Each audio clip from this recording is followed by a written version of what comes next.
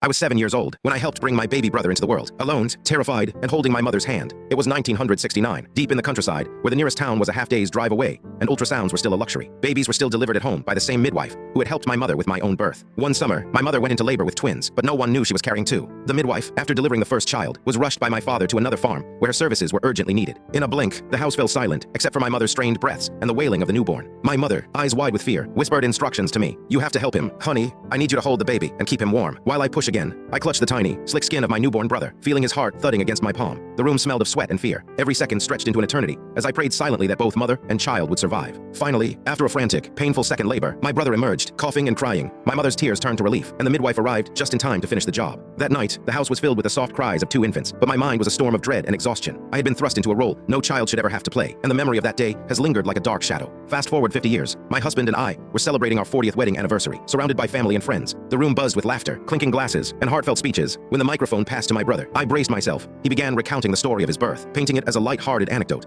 And then Dad came home to find two babies, instead of one. "Thanks, this, for helping me come into this world." The crowd chuckled, thinking it sweet and funny. But for me, the words were a knife. The memory of that terrifying night surged back, and my smile faded. I could feel the eyes of the guests on me, the weight of their amusement pressing against the rawness of my past. My brother, noticing my sudden pallor, slipped off the stage and approached me. "Did I say something wrong?" he asked, genuine concern in his voice. I swallowed, my throat tight. It wasn't funny for me, I said, my voice shaking. "That day was the worst day of my life. I don't want to hear it turned into a joke while we're celebrating something happy." He stared at me, stunned, then whispered, "I was trying to honor you. I didn't realize it hurt you. I love my brother. His existence is a gift." What hurt was the way the trauma of his birth had been reduced to a punchline, as if my fear and sleepless night were just a quirky family legend. I wanted him to understand that the circumstances, not his being, were the source of my pain. After a long pause, he nodded, his eyes softening. "I'm sorry," he said. "I'll never speak of it that way again." That night, as the party wound down and the lights dimmed, I reflected on whether I should have stayed silent. I realized that keeping the pain bottled up would have only let it fester.